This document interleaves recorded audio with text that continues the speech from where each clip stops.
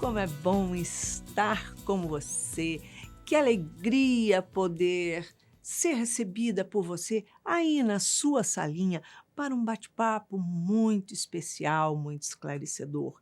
Pois é, estamos iniciando a campanha da prevenção do câncer de próstata. Vamos cuidar da saúde do homem.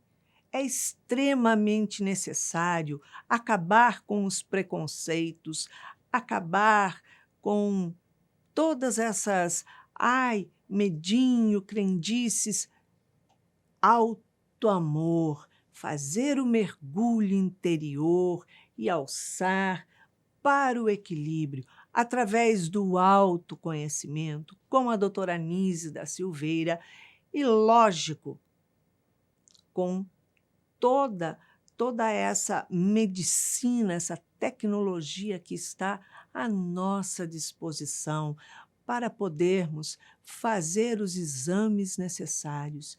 Então, participe, cuide-se, se trate, autoamor. Se você quiser participar do nosso programa, nos envie a sua mensagem pelo WhatsApp, nos contando qual a sua angústia, seu conflito, sua história. 21 967 573999. E quem sabe no próximo sábado, às 19 horas, aqui na TV Mundo Maior, estaremos juntinhos, reconstruindo as suas emoções. E não esqueça de acessar a nossa playlist lá no YouTube. Temos temas fantásticos que muitos vão poder esclarecer alguma dúvida sua. E compartilhe, vale a pena.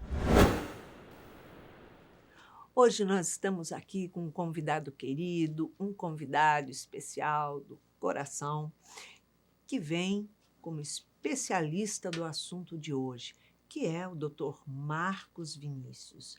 Ele é oncologista, diretor da Rede Oncológica DOR, no Rio de Janeiro. Seja bem-vindo ao nosso programa, Obrigado, Mar. licença. Hoje nós vamos contar a história, o relato de Paulo. Paulo, um homem que nunca se preocupou muito com a saúde. Tornou-se obeso, não fazia nenhum tipo de exercício físico, não cuidava muito bem da sua alimentação e nunca se preocupou em fazer exames para ver periodicamente como é que estava a saúde. E ele começou a sentir determinada dor na uretra.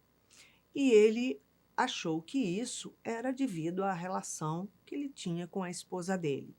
E não deu muita importância e deixou a coisa correr.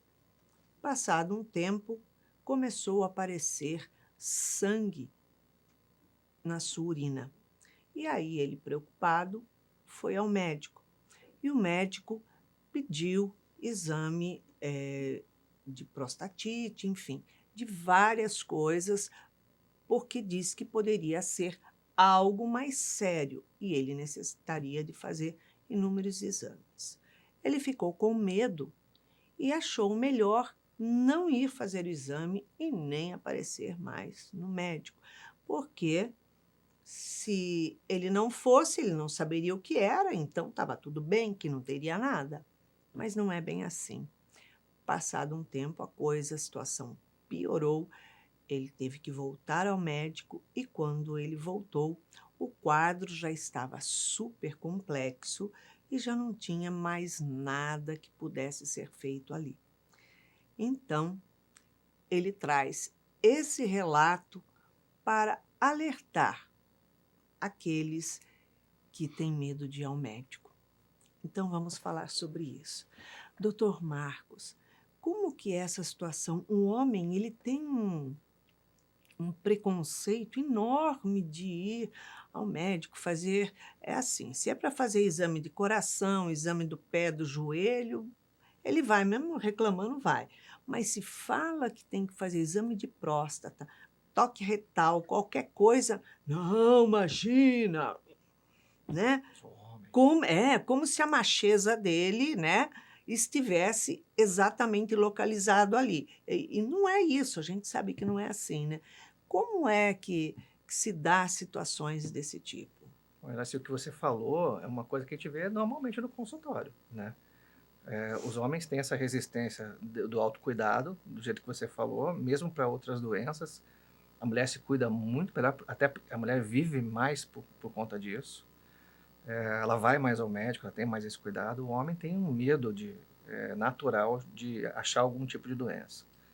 Quando a gente fala especificamente para exame de próstata, né, então isso é um tabu, principalmente num país latino que nem o nosso, que parece que a gente vai mudar a sexualidade da pessoa porque É, a ela pessoa acho que fez um... pensa que vai ao médico e vai ser estuprado ali, né? Não é Exatamente. nada disso. E aí vira-se brincadeira de o tempo todo, então leva-se isso de uma maneira muito jocosa, mas é uma coisa muito séria, né? Nesse Sim. caso específico, está muito claro, né? Tinha fatores de risco importantes, né? Obeso, sedentário, são dois grandes fatores de risco importantes. Bebida alcoólica, cigarro também e parte genética, que seria a última, são as principais preocupações para que a gente possa poder ter essa doença, de alguma forma. Acima de 45 anos, esse risco aumenta. Então, obrigatoriamente, o homem deveria começar a ter esse autocuidado para prevenir lá na frente. E a história é exatamente isso que você falou, né? Começa com pequenos sintomas, às vezes o sintoma some, ele acha que não vai acontecer mais nada, tal, aí quando vai ver já é uma doença avançada, às vezes já não está só na próstata, ela está com metástase, então o tratamento fica mais complexo e muitas das vezes evolui mal, né? Uhum. Se a gente for olhar a estatística, Iraci, no Brasil, dos últimos anos, acho que ano passado a gente falou que de 2020 para 2023 esperava-se 65 mil novos casos ano. Meu Deus! Agora, de 2023 a 25, esperamos já 72 mil casos. Gente, é galopante É esse, galopante, porque esse a aumento. população está envelhecendo e os cuidados não estão acontecendo. Tem essa questão realmente da dificuldade do homem acessar ao médico, e aí a chance de aumentar é muito maior, né? Doutor Marcos, a gente sabe que o câncer, de forma geral, ele é silencioso, né? Até a pessoa ter alguma coisa, geralmente já é porque já avançou um Sim. pouco, né, o quadro. Nunca é no princípio: "Ah, uma pintinha, uma célulazinha, pronto, já estou sentindo isso, vamos lá". Geralmente não é assim. E, pra chegar ao ponto, dele estar sentindo a dor, né, na uretra, é porque algo já não estava redondo ali. Não, esses são sinais que a doença já tem algum tipo, já cometido alguma coisa mais do que se tivesse feito um diagnóstico precoce, né? Uhum. Normalmente o que a gente vê de sinal que acontece é sangramento, dor quando urina, né? É, a gente tem também como sinal importante perda de peso, às vezes que é incipiente, a pessoa não tá prestando atenção nisso, né? E as dores locais que acabam acontecendo, isso são sinais que às vezes não se levam em consideração, vai e volta, então a pessoa acaba se preocupando. Por isso a importância da prevenção, né? O ideal é o quê? Fazer esse exame uma vez por ano. Quando você está acima de 45 anos, você pode fazer ele anualmente para poder ter. Acima de 50 anos é obrigatório, né? Você fazer alguma coisa. Se você tiver mais fatores de risco, ele tem que ser anual.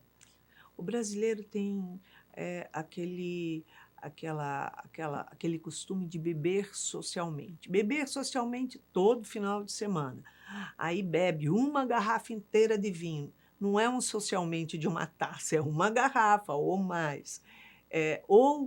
Não sei quantas vezes na semana, ou todos os dias na semana. Isso já deixa um socialmente de Frequente, lado, né? é. Passa a ser frequente. E isso é um fator que pode gerar o câncer. A bebida alcoólica, comprovadamente, de uso contínuo ou em grandes volumes, ela é um fator alto de risco para qualquer tipo de câncer. Certo. Próstata, mama, tórax, fígado, intestino, bebida, realmente é um fator de risco para qualquer tipo de câncer. Mas especificamente para a próstata, a gente sabe que tem relação, tem vários trabalhos mostrando que tem relação entre câncer de próstata e consumo de álcool. Volume de consumo e frequência de consumo. São as duas coisas que Certo. acabam impactando bastante. Isso é tanto no homem quanto na mulher. Qualquer tipo de câncer, qualquer tipo de pessoa. Ele, assim, álcool ele é Certo. prejudicial e ele é um fator relevante de aumento de risco de ter chance de ter câncer. Certo. Agora, o fumo, né, eu acho que já reduziu um pouco o fumo no nosso país, o fato de não poder fumar em restaurantes, ambientes fechados, então isso já deu uma segurada, né. Ele é tão relevante quanto, o álcool? Sim, é tão relevante quanto o álcool. Para a bexiga especificamente, ele é mais relevante ainda. Pulmão, claro, né? A gente não Claro. precisa. Sem falar outras doenças que o fumo está relacionado, né? Doenças Uhum. coronarianas, essas coisas todas. Mas bexiga e pulmão, ele aumenta muito o risco de incidência de câncer, principalmente para aquelas pessoas que têm outros riscos ou têm história familiar. Isso aumenta a chance mais. Um histórico familiar De é algo que a qualquer tipo pessoa de tem câncer. que marcar em cima e Qualquer tipo de câncer, familiares diretos que tenham, a pessoa ela tem que ter ação preventiva mais frequente. Ela tem que estar se certo. cuidando mais frequentemente. No caso, da pessoa chegar ao ponto de, estar, tendo presença de sangue na urina, essas coisas, já é um relevante na possibilidade de ter algum câncer, alguma coisa Sim, ali. tanto de próstata quanto de bexiga, né? Isso pode acontecer.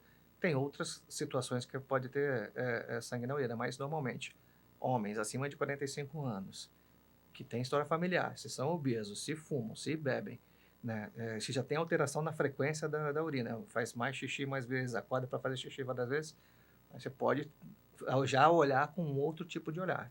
Esse é um indivíduo que a gente tem que pesquisar mais rápido e mais profundamente para ver A se tem alguma pessoa coisa. que acorda para fazer xixi 2 vezes de noite ou 3 vezes à noite, o homem que tem esse hábito, eh, pode ser É um um sinal, pode acontecer. Tem outras causas que podem fazer isso também, claro, mas é um dos sintomas que a gente presta atenção.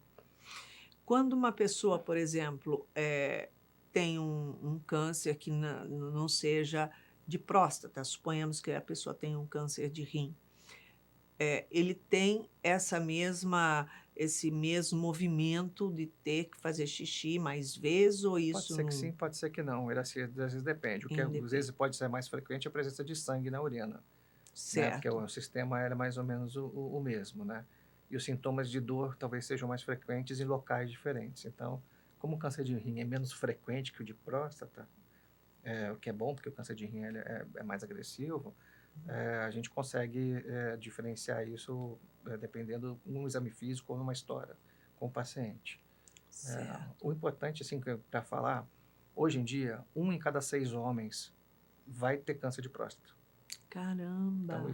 por isso que é muito importante quando a gente fala de prevenção. E se você diagnostica precocemente, 90% tem chance de cura. Olha, é uma porcentagem excelente, é. Muito grande, né?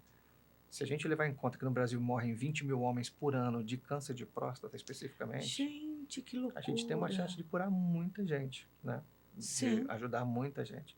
E isso normalmente quando você pega inicialmente, né? Então é muito melhor você ter esse cuidado, esse autocuidado, se preocupar em fazer isso para que você não tenha uma doença de evolução como o Paulo teve, né? Como a gente, esse exemplo do Paulo, que é uma sim. evolução muito ruim.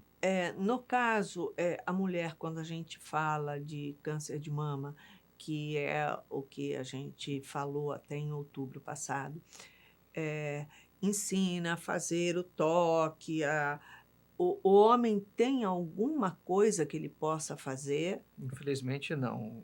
porque é interno. Porque primeiro que é muito técnico, uma posição que precisa de um uma visão mais ou menos direta, uma posição direta para você poder sentir. Hum, Não tem como você fazer um autoexame especificamente para isso, né? certo. E eu duvido que os homens do jeito que são hoje fariam esse tipo de exame, Com mesmo que fosse certeza. possível. O que é importante é a gente saber se tem esses fatores de risco mesmo e se tem algum outro sintoma. Então, está diminuindo a quantidade de urina, está indo várias vezes, saiu algum sangue, tem dor a urinar. Isso são sinais importantes que podem ajudar. Pode ser uma doença no Certo. começo, sim, tá? Mas pode ser uma doença mais avançada. Mas é ficar Certo. esperto com essas coisas que acontecem. O fato da pessoa ter relação sexual com frequência ou não ser com frequência, tem algum Então, ou benefício ou malefício, sei lá, isso não que tem nada relacionado diretamente que comprove que isso,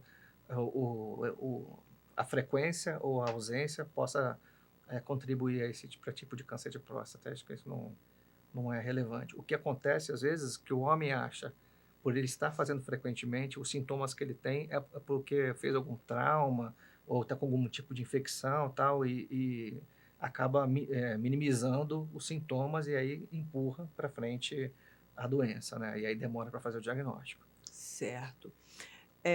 Alguma coisa que ele possa controlar, de repente, através de exames de sangue, ou nada substitui esse tipo de exame? O exame de toque retal é o padrão melhor para poder fazer isso que a gente chama de padrão ouro, né? O PSA ele é um marcador, né? O antígeno prostático específico. Ele é um marcador da próstata. Ele é aumentando ou diminuindo, dependendo do valor. A gente tem aí um norte para saber se tem alguma alteração. Mas prostatite, por exemplo, uma infecção da próstata também aumenta o PSA. Não em valores tão altos, às vezes, como um caso de câncer. Quando você já teve câncer, tratou, está em acompanhamento, o aumento do PSA ele é um marcador importante de algum tipo de recidiva. Então, ele tem esse exame que acaba te norteando. Tem o ultrassom também, que é um método que a gente pode usar. Hoje tem ressonância. Então, tem exames que a gente faz acompanhamento. Porque a doença da próstata, a gente fala da próstata, mas tem toda uma cadeia ganglionar em volta que é de relevância. A gente tem que acompanhar, tem que olhar a bexiga também para ver se tem alguma coisa. Sempre tem alguma inter-relação ali que a gente tem que ter esse cuidado preventivo. Quem tem Aham. o cuidado, ele vai ser frequente, ele vai ter que ser mais Certo. intenso. Agora, tem casos, por exemplo, que a pessoa teve um determinado câncer em algum outro local do seu corpo. E aí, ela passa a fazer, tomografia periodicamente, passa a fazer PET, sei lá, uma vez por ano, seja lá o que for. O PET já bastaria ou mesmo fazendo PET para poder ver a região anterior, controlar, ver se não tem um outro foco, eh, é necessário ele fazer o exame de próstata. O toque retal não, depois que você já teve próstata, eu acho que, principalmente se foi operado, né, a gente vai trabalhar ou o PET-CT é o exame melhor para a gente poder ver localmente, perifericamente e no restante do corpo. Então você consegue ter 3 visões específicas, né? Onde estava, o que pode acometer mais rapidamente em volta, e se tem alguma metástase de órgão específico. Próstata normalmente é pulmão, osso. Então a gente tem essa preocupação maior se o PET mostra alguma coisa. Então é uma combinação, né, de exame físico, dos sintomas que o paciente pode estar tendo e da associação do PET, complementando com uma ressonância ou com os exames laboratoriais. Aí o PSA é um marcador importante para a gente. Ajuda às vezes também, porque apesar de se você ter um câncer, isso não quer dizer que você possa ter outro. Ah, com Entendeu? Então certeza. você pode ter um e aparecer num outro, no outro lugar que é completamente diferente, não Que tem não tem relação. nada a ver Lé com CRE Isso pode ali, acontecer. que não é metástico, Não é e é um um outro outro câncer, primário é um também. outro câncer primário. Aí você vai ter que dar um outro tratamento, um outro direcionamento. Aí esse acompanhamento, ele acaba às vezes até fazendo um diagnóstico precoce, né, e acaba ajudando a pessoa de alguma forma, né? Suponhamos, por exemplo, que a pessoa tenha tido um câncer, sei lá, de estômago, vesícula, sei lá, alguma coisa do tipo. E ela operou, enfim, faz PET, que faz lá uma vez por ano, uma vez cada 2 anos, não sei. Mesmo assim, ele não está isento de ter que fazer, pelo menos anualmente, o exame de próstata. Depois de 5 anos a gente pode... o toque não, tá? É assim. Ele é Se necessário. ele já fez o exame, foi operado, o PET vai ser feito e tem outros exames para poder fazer. Não, mas o ele foi PSA operado de um outro outro tipo de órgão. câncer? Outro tipo de câncer. Não tem nada a ver com aquilo. Ele está operado 45 anos para cima, é obrigatório Mesmo que você... ele fala, mas eu fiz PET, PET já vê o corpo inteiro, não preciso fazer. Se não tiver nada mostrando ali, ok. Mas a gente sugere que tenha que fazer um acompanhamento, porque às vezes o PET não é um exame que se consegue fazer toda hora. É um exame Exato. difícil de fazer, tem radiologia, tem infusão de radiofármaco, então não é toda hora que a gente consegue fazer. Então, se você fizer e não tiver nada, ótimo, mas se você não puder fazer, o ideal é você ir no mais simples, que é o toque retal. É um exame preventivo acima de 45. Homem com fator de risco, já que é outro câncer, tem que fazer. É importante a gente falar isso porque a gente percebe muitas vezes, né, no atendimento de alguns homens que vêm com quadros, enfim, problemas de saúde, até que vão para o tratamento espiritual, tudo, eles procuram todas as formas possíveis e imagináveis de falar: não, mas esse exame eu não preciso fazer, porque eu fiz uma tomografia da pelvis, de não sei da onde, então não deu nada, então não precisa fazer lá também. Então, pronto. Precisa. A segunda causa de morte por câncer de homem no Brasil é câncer de próstata. A primeira é câncer de pele, mas segunda incidência, né? Certo. A primeira causa de morte é câncer de próstata. Então, assim, é muita gente que morre por causa de 30% mais ou menos morre. De todos os cânceres é câncer de próstata. Então, a incidência é altíssima de morte. Como eu disse, 20 mil homens morrem por ano. É muita coisa, né? Então, o fato de você ter outra coisa não quer dizer que você não tenha que olhar preventivamente isso. Principalmente se você tiver fator de risco. Então, obesidade, fuma, bebe, é sedentário, teve câncer, ou alguém da família teve câncer, tem mais de 45 anos, não tem jeito. É melhor prevenir. É uma vez só, depois vai. Passa no, como diz, vai sair na urina depois, não tem problema, É isso né? aí, deixa quieto. Não vai fazer mal nenhum. O fato hoje de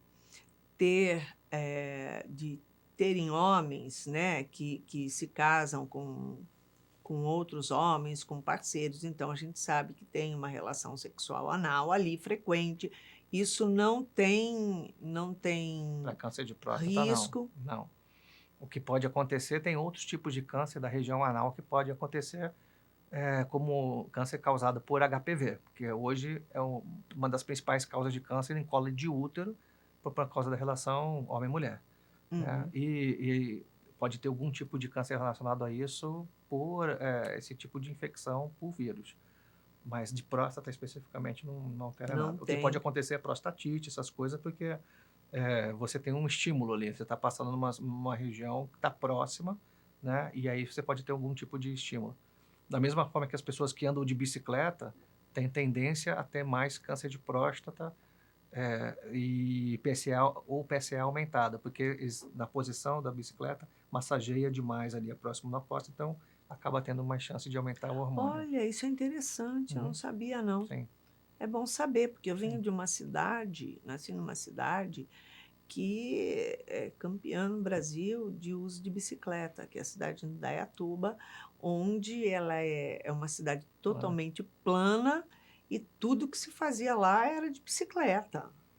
Isso há muitos anos atrás, hoje já não sei como que está, mas era bicicleta, quer dizer, e eu tenho certeza que os homens não sabiam disso. Porque eu tinha pai, 3 irmãos homens, e aí nunca ouvi falar de uma coisa dessa. Olha só que interessante. Você vai na loja de bicicleta hoje que tem daquelas roupas que tem um assento diferente, acolchoado diferente, para poder proteger essa região, para o ciclista poder ter um pouco de mais de prevenção. Tem uma variedade, né? Tanto do selim quanto a própria roupa, para que não fique ali pressionando, nem fazendo para não ter até um falso positivo, caso... Ah, tem isso Tem, também, né?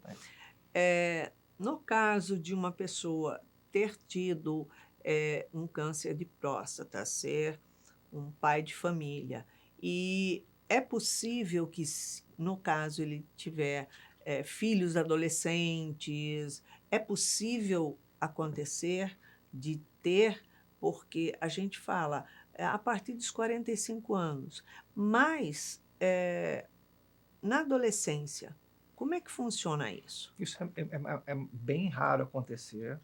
Às vezes, quando tem algum tipo de câncer ali nesta região, é outro tipo de câncer, não é prostático, está relacionado a outros fatores, ou é um câncer muscular, ou é um tipo de sarcoma, são coisas diferentes.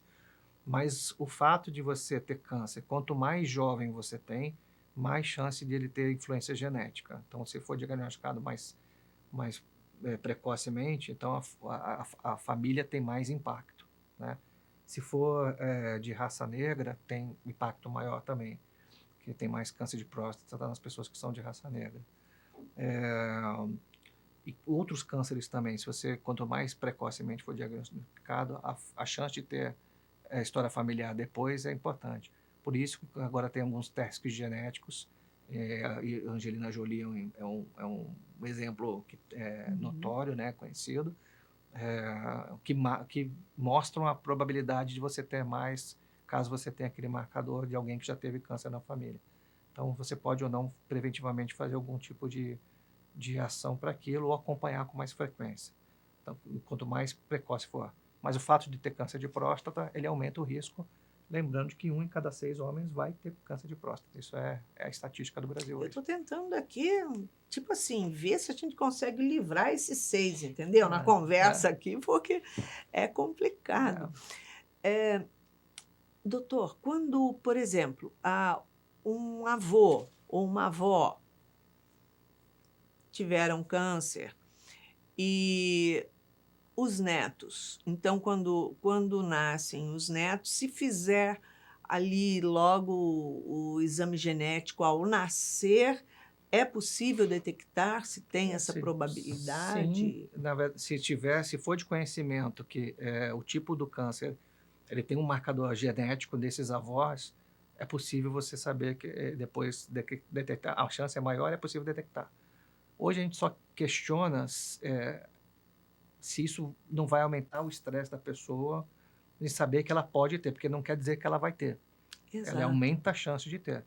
Então, talvez o fato de saber que a pessoa tem, você vai ter que só acompanhar com mais frequência próximo àquelas áreas de risco maior. Então, as idades, quando vão passando, você vai mais ou menos para a mama acima de 30 anos, as mulheres quando tem maior frequência, os homens acima de 45 para a próstata, tabagistas com relação direta a esse tipo de câncer. Alguns cânceres neuroendócrinos têm maior chance de acontecer, então você não consegue monitorar esses pacientes mais precocemente. Mas, basicamente, hoje o que tem mais direcionado isso é para a parte de mama mesmo. O pessoal se preocupa muito e tem marcador específico para isso. Agora, uma coisa que está me chamando a atenção, inclusive, sempre houveram fumantes, né? Cigarros normais, comuns e quantidade grande, e hoje a gente já comentou que teve até uma diminuição. Mas existem agora, o que não existia antes, são aqueles cigarros eletrônicos, né? Isso, eu nem sei como funciona, porque às vezes eu vejo a pessoa soltando fumaça, que é porque ele enfia na bolsa. Eu falo assim, como assim, né? Então, nunca vi de perto, não sei como é. Mas esse cigarro eletrônico, ele gera câncer também da mesma forma, ou ele amplia ou diminui, ou pode haver outras regiões que ele produz câncer, como boca, garganta, sei Boca, lá. garganta aumenta a chance, né? Porque aquilo, ele tem, depende da essência que se usa. Eu também assim, eu não Não sei como entendo. mas tem trabalho mostrando que é tão prejudicial quanto o cigarro para boca, esôfago e pulmão. E, além disso, ele tem um fator irritativo muito grande, porque essas substâncias que são colocadas ali dentro, as aromáticas, a gente não sabe que tipo de substância que é aquilo, fora o modelo de aquecimento que faz para poder gerar fumaça. Então, ele acaba sendo, tem mais chance de ter algumas ites, né, pneumonites, algumas inflamações específicas de toda essa mucosa, principalmente da mucosa pulmonar, e ter doença aguda pulmonar bastante grave. Sim. Né? Então, assim, tem hoje um movimento muito grande da sociedade de pneumologia contra o vaping, né? Contra essa questão do cigarro eletrônico, porque ele é tão ruim quanto e tem outros riscos também mais agudos do que o próprio cigarro. Então, provavelmente ele passe a ser um fator de risco de câncer maior do que ainda o cigarro Sim, comum, porque ninguém sabe o que se coloca sim, ali, sim. né? Isso que você falou, né, doutor, que você aquilo que aquece rapidamente, né? Você acende um botão, pronto, aquece. Gente, é muito interessante esse negócio de cigarro eletrônico. Eu acho que foi uma tentativa de tentar trocar o tipo de acesso da indústria do tabaco, né, para que a indústria continuasse de alguma forma funcionando. Mas foi criado há alguns anos atrás, só que não é com uma promessa que seria menos agressivo, seria uma coisa que não fizesse mal, mas na verdade não é isso. Não é A isso, Sociedade ele de está. Pneumologia, assim, teve um congresso há pouco tempo agora, semana passada aqui no Rio de Janeiro, de pneumologia, várias mesas falando sobre o impacto negativo que tem a utilização desse tipo de cigarro eletrônico. Então, ou seja, aquelas pessoas que ficam no ambiente, porque nos ambientes sociais não pode fumar. Hum. Mas dentro da sua casa é aquela história, você faz o que quer, Uhum, pronto, acabou. Então exatamente. você não sai para a varanda para fumar, para não contaminar o ambiente, quem mora no apartamento. O mesmo risco funciona para criança, Sim, aumenta muito ou não? contato com poluição em geral, e a fumaça do cigarro tá dentro disso, ela aumenta o risco. Esse mês agora também tem, essa semana agora, congresso é, de europeu de oncologia voltado para a mama, saiu um trabalho importante falando do impacto da poluição no aumento de risco de câncer de mama também. Então, Olha a isso. poluição como um todo, e a gente considera a fumaça do cigarro também como Uhum. poluição, ela aumenta o risco para quem está próximo, né? A gente chama do fumante passivo, né? Como fosse um fumante passivo. Isso. E isso é um fator prejudicial demais para quem mora em Sim, cidade grande, sim. né? Tipo São Paulo, uma mega cidade, e outras, ou seja, vai para o campo que Quanto menos poluído é melhor. Quanto menos o poluído é fator melhor. é menor, Uhum. desculpa. A pessoa que trabalha com ambientes, por exemplo, que pode se fumar. Eu não sei nem se boate hoje pode fumar. Eu acredito que deve ter área fumante ou não Acho que fumante. sim. A pessoa fica também mais exposto e tem mais risco ali, Sim. porque é muito fechado, muito compacto. Qualquer ambiente fechado, onde você tem muita exposição à fumaça, você vira um fumante passivo, não tem jeito. Porque ela está ali concentrada numa área diferente do que você está acostumado, não é um ar puro, né? Quais as orientações que você dá para as pessoas poderem, digamos, como que fala? Me faltou a palavra. Prevenir? Prevenir? Prevenir, estender isso para ter menos risco de ter um câncer de próstata, de ter uma situação assim, porque a gente sabe que o medo, muitas vezes, ele impede da pessoa procurar fazer um tratamento, ou pelo menos se prevenir, né? As pessoas vão para a academia, malham, fazem músculo, fazem isso, falam do alimento, que eu sou natureba, não sei o quê, mas fala, vai no médico para controlar. Ah, não, mas eu estou ótimo, eu só como coisa boa, eu só faço. É, isso só não basta, não é Não, isso? são algumas coisas que integradas ajudam muito, né? Então, claro, exercício físico é importantíssimo, de maneira equilibrada, né? Então, acho que o equilíbrio em tudo é importante.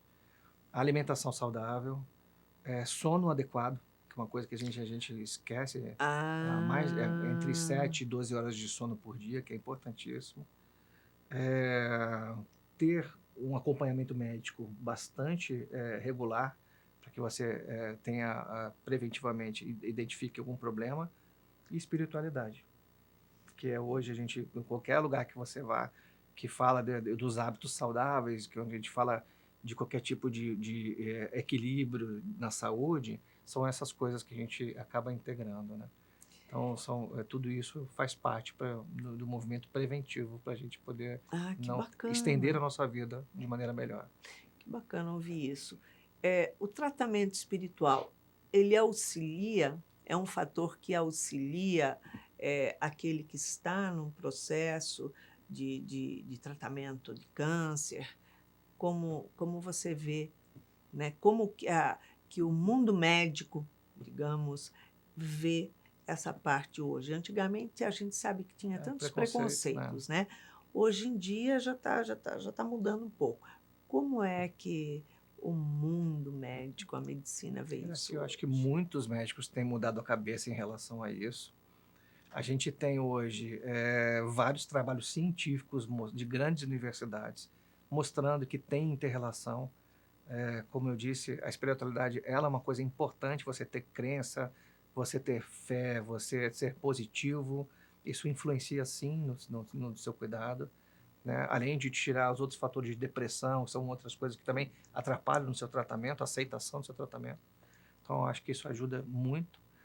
Hoje a gente tem vários livros já publicados por médicos, por pessoas que são espiritualistas. Então, não tem como a gente fugir disso. Essa é uma transformação que vai estar acontecendo, né? É claro que tem gente que não acredita em nada, é difícil, mas cada um vai ter o seu despertar no momento correto, né? Sim. A gente respeita, né? Mas aqueles que já acordaram para esse tipo de coisa consegue ver muito valor nisso. Hoje você não tem um lugar que você não vá que não tenha alguém falando sobre saúde, espiritualidade, bem-estar.